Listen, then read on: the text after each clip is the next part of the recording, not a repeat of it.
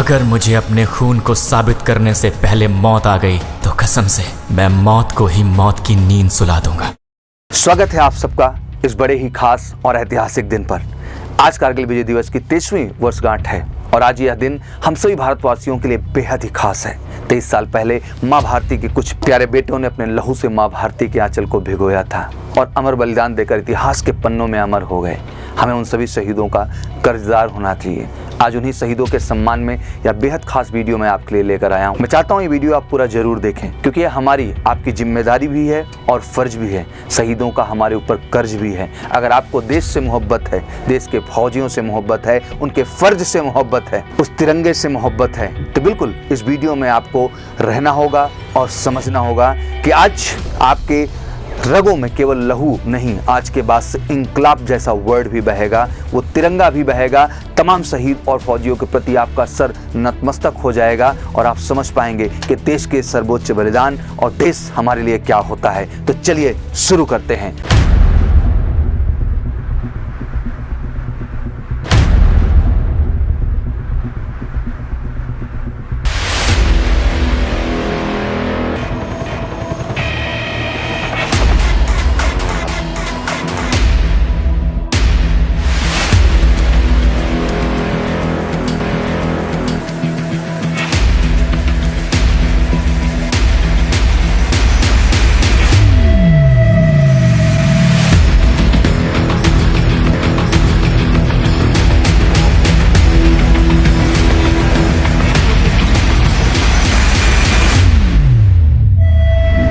तारीख 2 मई 1999 कश्मीर के बटालिक सेक्टर का गरकोन गांव तासी नामग्याल नाम का एक चरवाहा अपने रोजमर्रा की जिंदगी में अपनी याकों को चराने गया।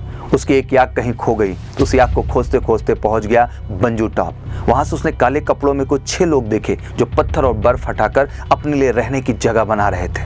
बाइनोकुलर से यह सब कुछ देर देखने के बाद तासी को कुछ संदेह हुआ और वो भागकर नीचे जाकर आर्मी ऑफिसर्स को यह बात कही और यहीं से शुरू हुई ऐसे अमर बलिदान की कहानी जिसे हम और आप कारगिल वॉर के नाम से जानते हैं।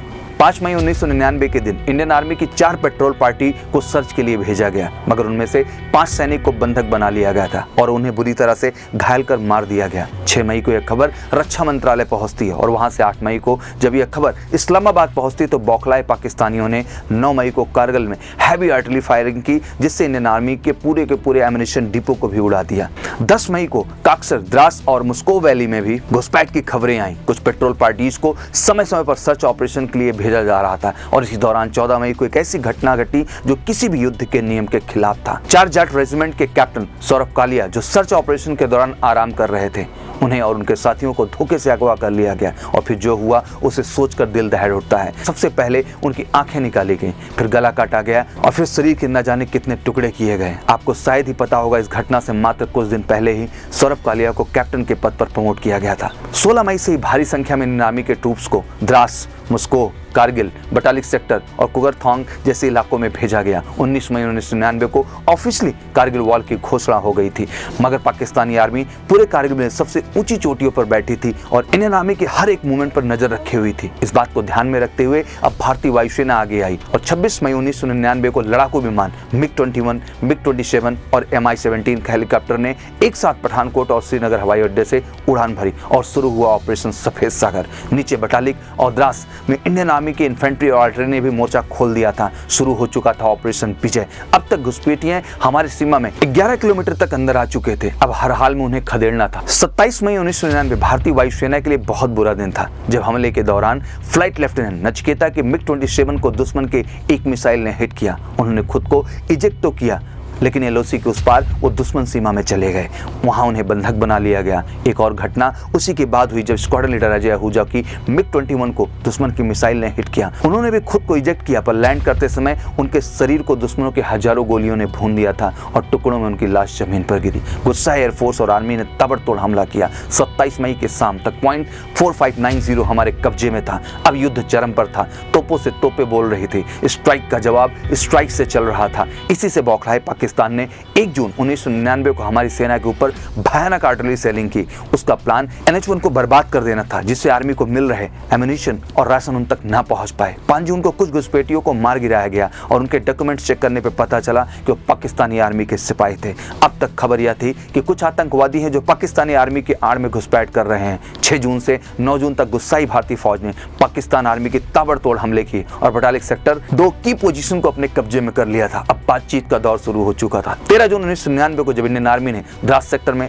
तोलोलिंग की चोटियों पर फतेह कर लिया था, मगर हर फतेह कुर्बानी मांगती है। मेजर राजेश अधिकारी, मेजर विवेक गुप्ता, मेजर आचार्य, कर्नल रविंद्रनाथ, कैप्टन विजयन थापर जैसे वीर सपूत ने अपने प्राणों की आहुति दे दी थी। 14 जून से पाकिस्तान पर अपनी फौज भारतीय सीमा से वापस लेने का प्रेशर बनाया जा रहा था और इन सब में पाकिस्तान ताबड़तोड़ फायरिंग करता रहता था। 29 जून के दिन टाइगर हिल के 2 इंपॉर्टेंट पीक पॉइंट 5060 और पॉइंट 5100 पर आर्मी ने कब्जा किया। चूंकि टाइगर हिल एक 16,700 फीट खड़ी पहाड़ी पर थी, इसलिए इंडियन आर्मी के सिख रेजिमेंट, ग्रेनेडियर्स रेजिमेंट और नागा रेजिमेंट ने 3 जुलाई की रात में चोटी पर तीनों ओर से चढ़ाई शुरू कर दी। लगातार 14 घंटे तक की चली गोलाबारी के बाद 4 जुलाई को हमने टाइगर हिल पर फतेह पाई। इसमें अपनी मिट्टी के प्रति प्यार और अदम्य साहस को सच किया था। ग्रेनेडियर योगेंद्र यादव, जिन्हें बाद में परमवीर चक्र से सम्मानित किया गया। 3 जुलाई के ही दिन मां भारती ने अपना एक और बेटा खोया और वो कोई और नहीं बल्कि शहीद कैप्टन मनोज पांडे थे, जो कि बैटल ऑफ खालूबार में शहीद हो गए थे।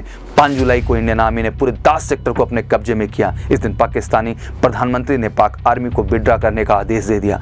पाकिस्तान आर्मी अब पीछे हट रही थी और 7 जुलाई को इंडियन आर्मी ने बटालिक सेक्टर में जुबार हाइट्स को अपने कब्जे में ले लिया था। धीरे धीरे इंडियन आर्मी हर एक चोटी पर फतेह करके उसे अपने कब्जे में कर रही थी। इसी तरह 13 जुलाई के दिन मुस्को वैली में भी पॉइंट 4875 को कब्जा करने के दौरान इंडियन आर्मी के शेरशाह कैप्टन विक्रम बत्ता ने भी अपने प्राणों की आहुति दे दी। 14 जुलाई के दिन भारत के प्रधानमंत्री श्री अटल बिहारी वाजपेयी ने ऑपरेशन विजय को सफल घोषित किया और पाकिस्तान को अपनी शर्तों पर भविष्य में बातचीत के लिए राजी भी किया। 15 से 25 जुलाई के बीच पूरे कारगिल सेक्टर में सर्च ऑपरेशन चलाया गया। हमारे शहीद सैनिकों के शवों को इज्जत और फौज के रीति रिवाज के तहत अंतिम संस्कार किया गया। इसलिए कहा जाता है कि Indian army always stand with the dignity and its shoulderhood. 26 जुलाई 1999 को कारगिल विजय और युद्ध की अंतिम घोषणा की गई। इस तरह अमर बलिदानों का युद्ध इतिहास के पन्नों में हमेशा के लिए अमर हो गया और तब से हम 26 जुलाई को कारगिल दिवस के रूप में मनाते हैं। मैं सभी डिफेंस एस्पिरेंट और सभी व्यूअर्स से यही कहना चाहूंगा, जैसे आप बाकी त्यौहार मनाते हैं वैसे ये कारगिल विजय दिवस सभी हिंदुस्तानियों के लिए एक त्यौहार की तरह है। उतने ही जोश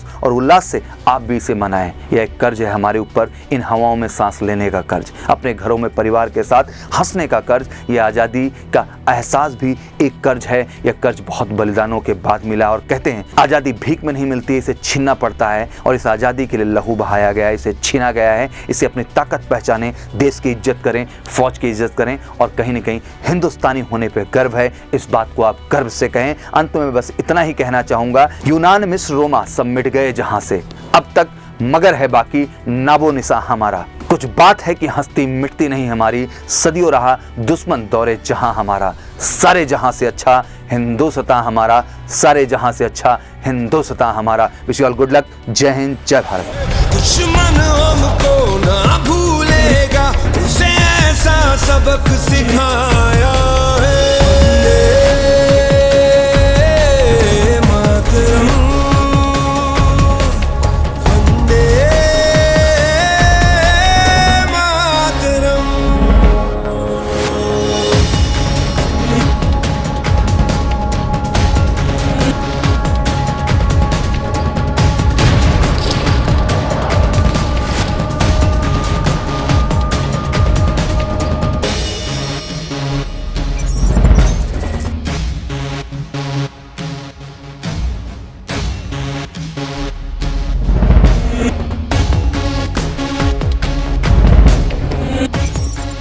Colonel Joshi on the radio said, after the another bunker was captured, my company's success की नलवाज़ ये दिल मांगे मोर। चाहे आंधी चले तूफान उठे, बढ़ता ही रहे तू रुके नहीं, जब तक है फलक जब तक है ज़मीं, मेरा दिल ये कहे कभी झुके नहीं। बस यूं ही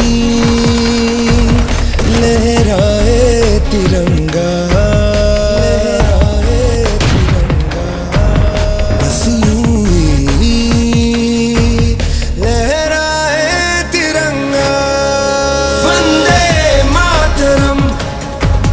वंदे मातरम,